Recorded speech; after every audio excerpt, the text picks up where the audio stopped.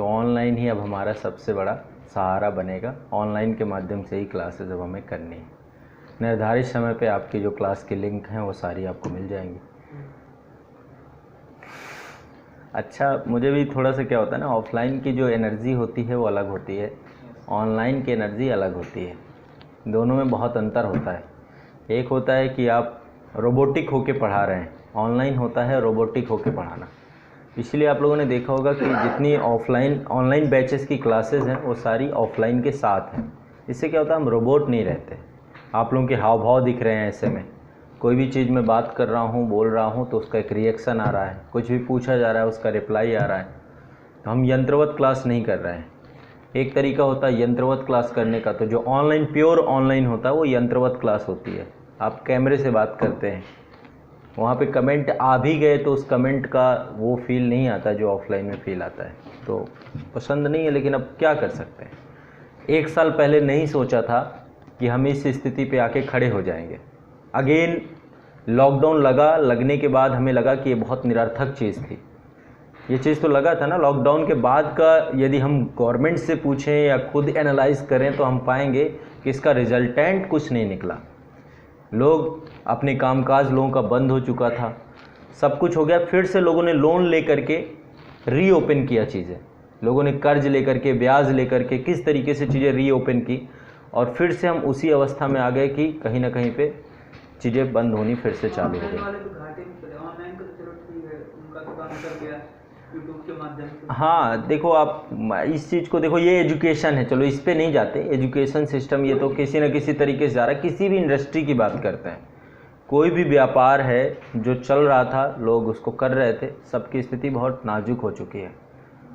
बड़े लोग ही बचे हैं, बड़े सर्वाइवर ही बचे हैं, छोटे सर्वाइवर ख़त्म होने को तादाद में। स्थिति बहुत ख़राब है, बहुत कंडम है।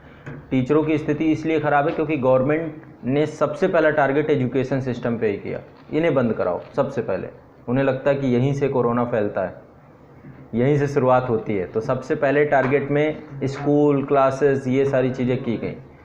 और अभी बहुत बुरी स्थिति होगी। ये आप सोच रहे हो कि इस साल के बाद फिर सब कुछ नाजुक हो जाएगा, कुछ नहीं नाजुक होने वाला। मुझे 2 चीज़ें गवर्नमेंट की गलत लगी इस टाइम पे। मैं कल इस चीज़ को एनालाइज कर रहा था, बैठा था, और काफ़ी चर्चा भी हो रही थी 1-2 लोगों के साथ, कि जैसे वैक्सीन भारत सरकार ने बनाई थी, तो वैक्सीन बनाने के बाद प्राथमिकता भारत के नागरिकों को देनी चाहिए थी। सरकार ने क्या किया, अंतर्राष्ट्रीय संबंध और इन सब चीज़ों को प्राथमिकता देते हुए वैक्सीन को विदेशों में भेजना चालू किया। सरकार ने भेजा, विश्व के बहुत सारे देशों को भेजा गया। अब पहली डोज से ही काम चल जाता तो अच्छी बात थी, यहाँ तो दूसरी डोज भी चाहिए। तो पहले तो हम अपने नागरिकों को प्राथमिकता हमने नहीं दी, हमने वैक्सीन बांटनी चालू कर दी। वसुधैव कुटुंबकम की बात आ गई यहाँ पे। अच्छी बात है, इस चीज़ को लेकर के कभी दरकिनार नहीं किया जाना चाहिए।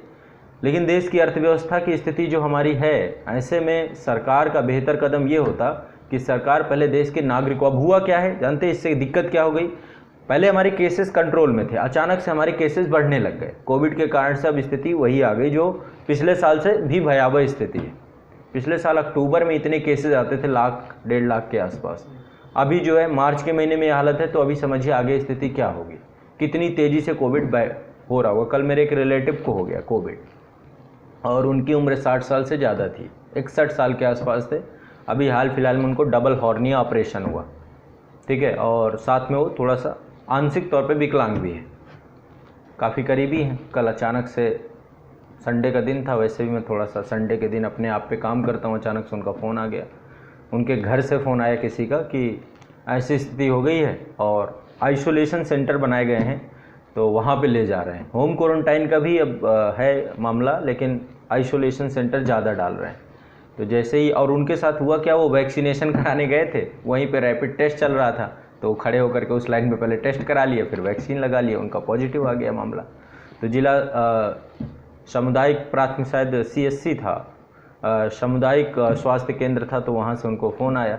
फ़ोन आने के बाद उन्होंने बोला हम आपको आइसोलेट करेंगे। अब देखो, आइसोलेशन सेंटर जो बने हुए हैं उनमें जाना कोई बुरी बात नहीं है, वहाँ पे तो हमारे ही लिए है कि किसी तरीके से वहाँ पे जा कर के आपका हो। लेकिन गांव में थोड़ा सा स्थिति बहुत भयावह हो चुकी। क्यों? क्योंकि गांव में जो लोग आइसोलेशन सेंटर गए वहाँ से वापस ही नहीं लौट के आए। वहीं पे कोई ख़त्म हो गया, कुछ हो गया, पिछले साल की बात कर रहे हैं, पिछले साल का जो अनुभव था, तो उनके पड़ोस से कोई गया होगा और जाने के बाद वो वापस नहीं लौटा होगा, तो उनके मन में था कि मेरी अंतिम विदाई है, तो काफ़ी रो रहे थे। फिर मेरे पास फ़ोन आया कि किस तरीके से बचा लीजिए। मैंने कहा क्या हुआ? बोले आइसोलेशन सेंटर नहीं जाना, होम क्वारंटाइन होना है। मैंने कहा यार ये भी अभी बड़ी दुविधा है। फिर मैंने सीएमओ को फ़ोन किया। उन्होंने कहा कि देखिए सर, आप थोड़ा समझदार हैं तो मैं आपको समझा पाऊँगा, वैसे मैं दिन भर यही समझाता हूँ सबको। मैंने कहा बताइए आप जो समझाना चाहें। बोले कि जो 60 साल से ऊपर होते हैं, कोविड के साथ उनके साथ हो क्या रहा है कि अचानक से अटैक आ रहा है, अचानक से केस ऐसा डेवलप हो रहा है कि अचानक से उनकी स्थिति इतनी भयावह हो जा रही है कि हमें पता नहीं चलता। अभी जैसे आप कह रहे हैं कि उनको ज़्यादा सिम्टम्स नहीं, कुछ नहीं, लेकिन अचानक से होगा और अचानक से उनकी स्थिति भयावह हो जाएगी। और दूसरा, उनके साथ बहुत सारे उनको दिक्कत है। आप जैसे डबल हॉर्निया बता रहे हैं, ये बता रहे हैं, वो बता रहे हैं, तो उन्होंने सारी चीज़ें बता के मेरी जिज्ञासा को शांत कर दिया। बोलो 60 से कम होते तो एक बार मैं सोचता। फिर इसके बाद मैंने एसडीएम साहब को फ़ोन किया। एसडीएम साहब ने कहा सर देखिए मैं कुछ करता हूँ। उनके हाथ में कुछ नहीं, आप चाहें कि डीएम एसडीएम के थ्रू कराएं, उनके हाथ में नहीं है, सारा कुछ सीएमओ के पास पावर है। तो उनको फ़ोन किया, तो सीएमओ को फ़ोन फिर एसडीएम साहब ने किया।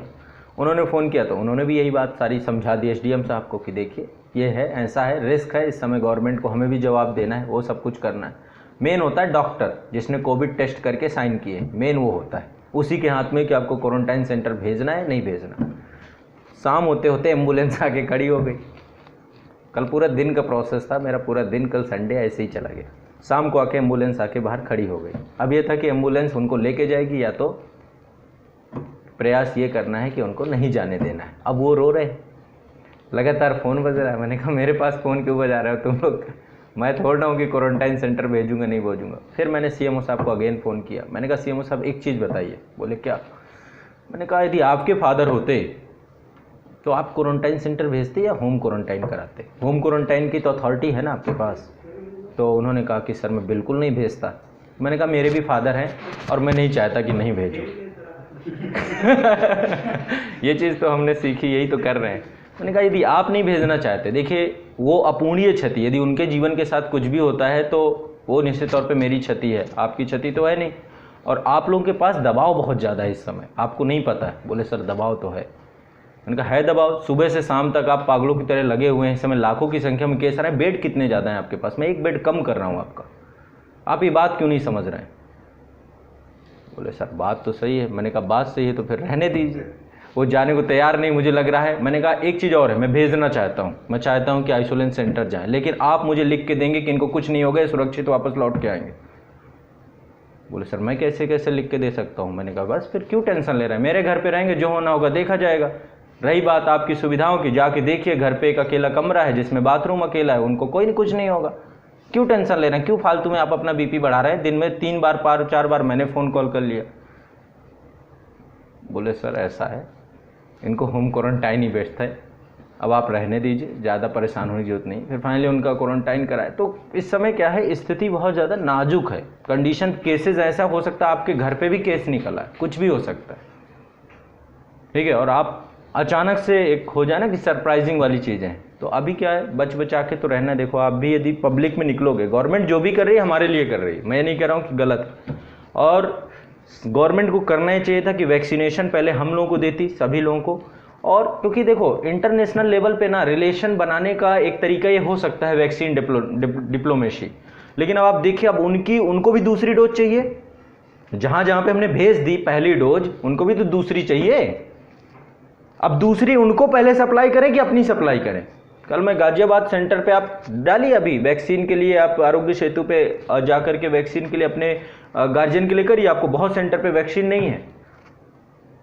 तो हमारे देश के नागरिकों के लिए वैक्सीन कम पड़ गई, दूसरी डोज हमारे यहाँ पे नहीं मिल पा रही है, हम दूसरे देशों को दे चुके हैं, वहाँ पे दूसरी डोज की हम सप्लाई नहीं कर पा रहे हैं।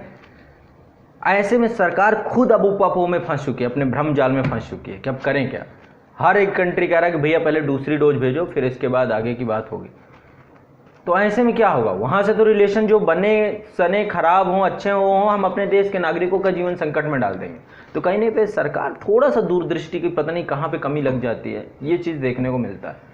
अब इस चक्कर में हमारे देश का एजुकेशन सिस्टम पूरी तरीके से धराशायी हो चुका है। इकोनॉमी तो धराशायी थी ही थी, एजुकेशन सिस्टम धराशायी हो चुका है। बच्चे, युवा सारे मानसिक तौर पे तनाव पे चल रहे हैं इस समय। ये क्यों हुआ? क्योंकि शिक्षक से बच्चों को दूर कर दिया गया, एक वर्चुअल दुनिया के साथ जोड़ दिया गया। आपको खुद सोचिए, कक्षा फर्स्ट क्लास का बच्चा क्यों मोबाइल चलाता इतनी बड़े लंबे समय तक? क्यों? एजुकेशन के कारण से आपने उसको मैंडेटरी करा दिया, और उस मैंडेटरी होने के कारण से वो अपने शिक्षक से दूर हो गया, और अंततोगत्वा उसका जीवन, तो कोविड के कारण से उसका जीवन जो संकट में पड़ना था। कोविड के बाद की जो दुनिया होगी, उसके बाद जो दुनिया के हालात होने, उसको भी दृष्टिपात करना पड़ेगा। मनोरोगी बढ़ने वाले हैं कंट्री में बड़े लेवल पे, क्योंकि गवर्नमेंट की इसको लेकर कोई स्पष्ट नीति और रणनीति नहीं है। ये चीज़ देखने को मिलती है। तो अभी चूँकि सरकारी आदेश हैं, तो आदेशों के अनुसार हम ऑफलाइन अब कुछ समय के लिए अपना स्थगित करेंगे। इस समय मैं बड़ी रणनीति बना के बैठा था ऑफलाइन को लेकर के कि हम 6 मंथ की प्लानिंग लेकर के आएंगे, 12 घंटे की क्लास करेंगे, सब कुछ प्लान कर लिया था। लेकिन अचानक से जितनी प्लानिंग है, बहुत सारी चीज़ें आपके हिसाब से नहीं होती। कोरोना की दस्तक ने फिर से सारी चीज़ों को बंद कर दिया। फिर से ऑनलाइन की दुनिया पर लौटेंगे। कुछ समय के लिए आप लोगों को आत्म अनुशासन करना पड़ेगा। इससे बात नहीं, इससे कम पे बात नहीं बनेगी, ठीक है। आत्म अनुशासन आपका सबसे इम्पोर्टेंट विषय वस्तु अब हो जाना चाहिए। यदि आप आत्म अनुशासित नहीं रहेंगे तो ये समय बर्बाद कर लेंगे और अपने समय को आप अन्य किसी चीज़ों पे देंगे। सबसे इम्पोर्टेंट चीज़ आपके लिए सिर्फ एक है, वो है समय। एग्ज़ाम तो होंगे, देखो ऐसा तो है नहीं कि एग्ज़ाम नहीं होंगे। जिस चीज़ की भी तैयारी कर रहे हो, एग्ज़ाम थोड़ा डिले हो लेकिन होंगे सारे। उसमें आपका लिस्ट में नाम आएगा या कि नहीं आएगा, ये तभी पॉसिबल होगा जब आप उस समय का सदुपयोग करेंगे कि नहीं करेंगे। तो मोस्ट इम्पॉर्टेंट है कि इस समय जो समय है इसको प्रायोरिटी दीजिए, इसको अन्य किसी चीज़ पे मत लगाइए, ज़्यादा से ज़्यादा अपनी पढ़ाई पे लगाइए। आपको पता है क्या पढ़ना है, कितना पढ़ना है, कैसे पढ़ना है, सब कुछ आपको पता है। कंटेंट भी आपके पास, सब कुछ आपके पास है। तो ऐसे में ये थोड़ा सा अब आपको ध्यान रखना। मेरी बड़ी इच्छा थी कि मैं इंटायर वीडियो की जो सीरीज़ है वो अप्रैल में इतनी हद तक करा देता, मई में इतना करा देता, लेकिन अब पता नहीं क्या होगा, उत्साह थोड़ा सा इस मामले में कम होगा। क्योंकि देखो इंटायर की 12 घंटे की क्लास तो बिना आप लोग के पॉसिबल नहीं है। आप सोचें कि मैं आकर के यहाँ पे लगातार जो है 12 घंटे एक टॉपिक को लेकर के और लगातार पढ़ाता रहूँ, तो मैं मशीन, मैं भी खुद भी नहीं हूँ। मुझे भी आपके हाव भाव चाहिए, आपके एक्सप्रेशन चाहिए, मुझे भी आप लोगों को चाहिए कि आप लोग बीच में थक रहे हैं तो मैं आपको उत्साहित करूं, मैं थक रहा हूं तो आप लोग करें। तो इंटायर का जो हमारा सिलसिला चला था, मुझे लग रहा है कि अभी जब तक कोविड जाएगा नहीं तब तक थमेगा शायद। मास्टर वीडियो भर दे सकता हूं मैं, ये पॉसिबिलिटी है कि लगातार अब जितने बचे हैं उस पर काम करूँगा। पहले मैंने आप लोगों से वादा किया था कि करंट अफेयर्स का आएगा, तो करंट का हो गया। बाकी के जितने, जैसे इकोनॉमी का भी बचा हुआ है, इकोनॉमी के 3 एपिसोड आ चुके हैं, बाकी के बचे हुए हैं। साइंस बचा हुआ है, पॉलिटी का एक बचा हुआ है, वो सब पे मैं काम करूँगा। बाकी जो क्लासेस हमारी रेगुलर चल रही हैं वो चलती रहेंगी, ठीक है। तो कल, आज ये हमारा अंतिम दिन है, कल से आपका ऑफलाइन पूरी तरीके से बंद है।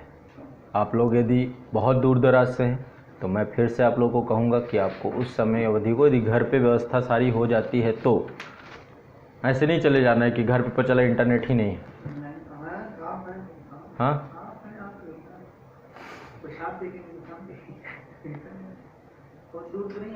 हाँ, तो वो इशू नहीं है। यहाँ तो गाजियाबाद में तो मैं हूँ ना, गाजियाबाद में आपको दिक्कत नहीं पड़ेगी। दिक्कत कभी भी आती है, आप एक बार बस आपको कॉल कर देना है, मैसेज डाल देना है, मैं आपको रिकवर कर लूँगा, उसकी टेंशन नहीं।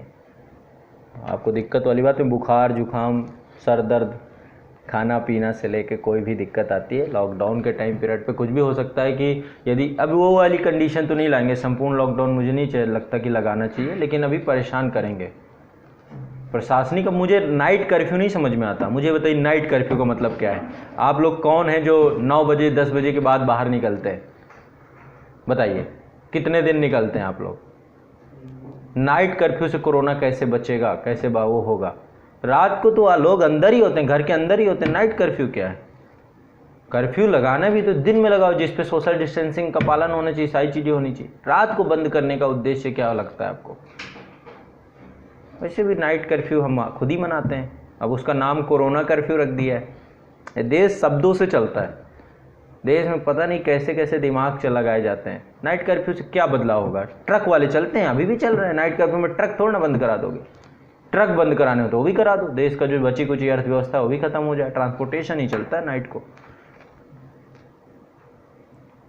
बताइए, नाइट कर्फ्यू का मुझे कुछ मतलब ही नहीं समझ में आया। ज़्यादा से ज़्यादा ये हो सकता है कि जो लोग रात को लॉन्ग ड्राइव में या कहीं एक स्टेट से दूसरे स्टेट जा रहे हैं वो कहीं पे होटल ले लेंगे, सुबह सुबह फिर चल देंगे। ज़्यादा से ज़्यादा यही होगा, 12 घंटे की जर्नी दिन की करेंगे, रात की बंद कर देंगे। और क्या हो सकता है नाइट कर्फ्यू। अब नाइट कर्फ्यू का मुझे ये कॉन्सेप्ट नहीं है। इसमें क्या होता है, पैनिक क्रिएट करने जैसी चीज़ है और कुछ नहीं। पैनिक क्रिएट किया जा रहा है, चीज़ों को नहीं समझ रहे हैं, चीज़ों को ना समझना चाहते हैं। ठीक है, तो ये सारी चीज़ें हैं। तो अब इसको गंभीरतापूर्वक लेते हुए हम लोगों को इसका पालन करना है। बाकी अपना सुरक्षात्मक उपाय ज़रूर रखिए।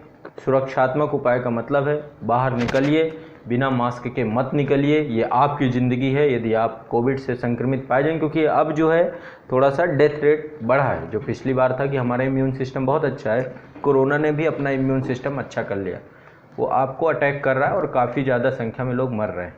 तो ऐसे में बेहतर है कि अब आप संक्रमित ना हो। आप संक्रमित होने का मतलब है आपके आसपास के लोग भी आपके माध्यम से संक्रमित, आप चेन का हिस्सा ना बने।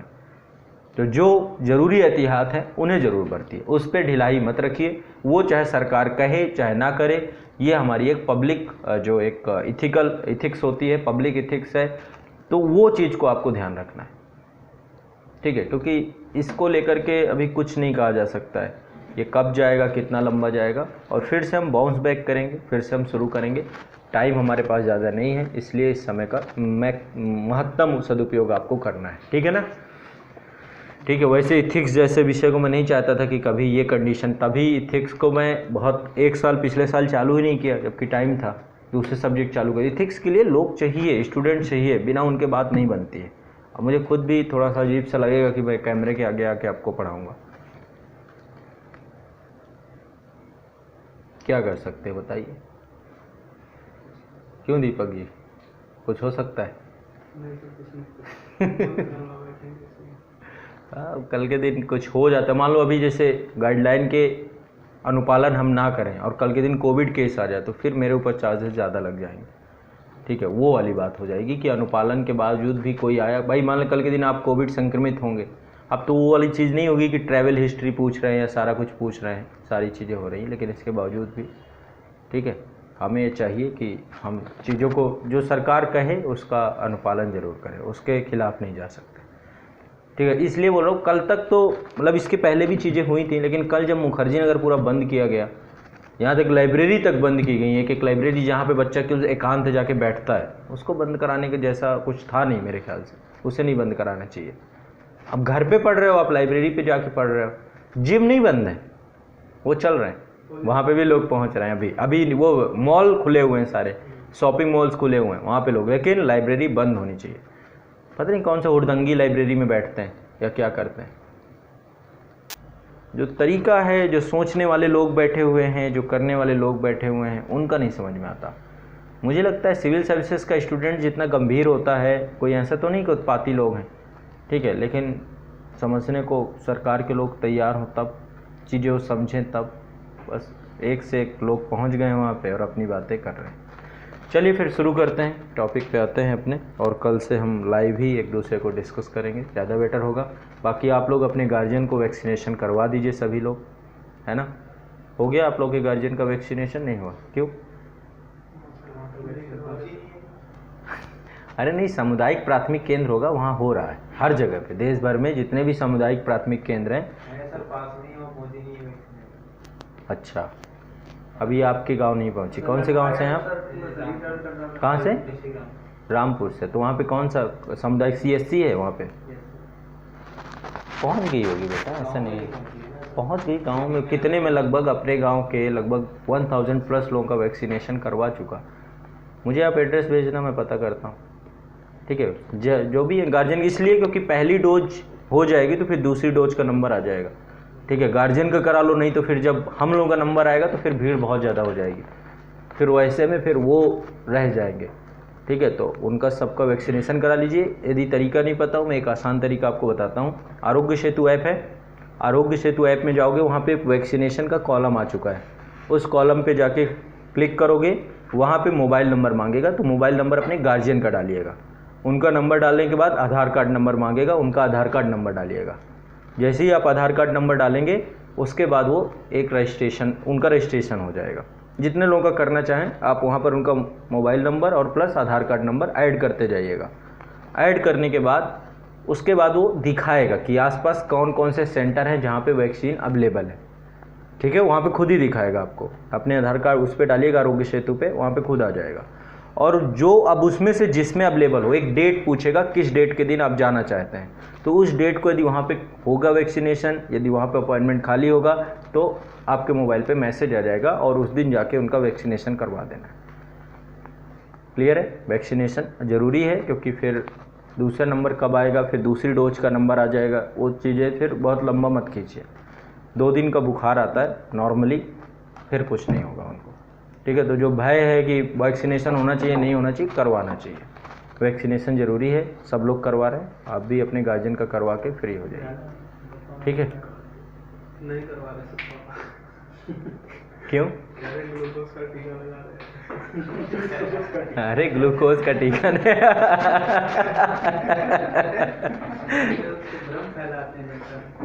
नहीं, ग्लूकोज का टीका नहीं है, उन्हें थोड़ा समझाइए। वो देखो, वो तो ज़्यादा अच्छे चीज़ों को समझते होंगे, लेकिन उनको कहिए कि लगवा लीजिए। उनको इस तरीके से समझाइए। जैसे मेरे साथ भी था कि कई लोग समझ नहीं रहे थे, तो मैंने उन्हें बताया कि देखो अभी लगवा लोगे तो फ्री में लग रही है, यदि यही 1-2 महीने बाद लगवाओगे तो यही 10,000 रुपये ले कर लगाई जाएगी। बोले कैसे? मैंने कहा अब वैक्सीन कम हो रही, ख़त्म हो रही है, तो ऐसे में क्या होगा, 10,000 रुपये दोगे भी।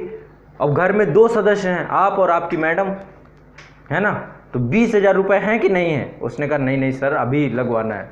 ऐसे करके समझाइए उनको कि कल के दिन वो पैसा लगेगा।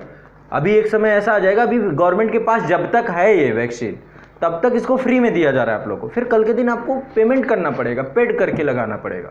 तो बेहतर है कि अभी लगवाना तो पड़ेगा ही, ऐसा तो है नहीं कि नहीं लगवाओगे। तो बिना अमाउंट के, बिना उसके हो रहा है तो ज़्यादा अच्छा है, नहीं पैसा है तो कोई बात नहीं।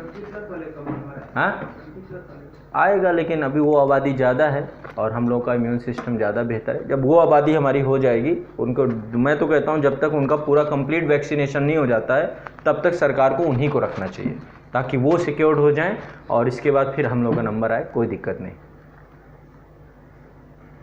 ठीक है, हम 2M दर्जी के नागरिक बने रहें, यही ज़्यादा अच्छा है। पहले सरकार भेज ले, विदेशों में भेज के सारे देशों का वैक्सीनेशन करा दे, सबको कोविड शील्ड करा दे, फिर देश के जो युवा हैं फिर अंतिम दर्जा इनका आता है, इनको बाद में फिर वैक्सीनेशन कराया जाए। पहले नेपाल को सिक्योर्ड कर दे, भूटान को कर दे, पाकिस्तान को भी कर दे, मैं तो कहता हूँ सबको कर दे। जब सब कोरोना से बच जाए तो फिर भारत देश के युवाओं को भी किया जाए। अंतिम नंबर आता है वसुधैव कुटुंबकम, है ना। फिर हमारे, जब हमारा हो जाए फिर हमारे स्कूल कॉलेज सब खोल दिए जाएँ, यही होना चाहिए, है ना। चलिए ठीक है, फिर शुरू करते हैं, टॉपिक पे आते हैं। तो कल से सब लोग ग्रुप से जुड़े हो ना, ठीक है। तो वहीं पे लिंक आपकी समय, जो हमारा समय है IR आपका और इसका, दोनों का लिंक टाइम से आ जाएगा। आप लोग को आराम से क्लास करनी है, इत्मीनान से, टेंशन फ्री होकर। कोई दिक्कत आती है, कैसे भी करके कोई भी दिक्कत आती है आप मेरे संपर्क करिएगा। जो प्राथमिक सहायता किसी भी तरीके की हो सकेगी, हेल्थ को लेकर के, एजुकेशन को लेकर के, दिक्कत नहीं होगी। ठीक है, चलो।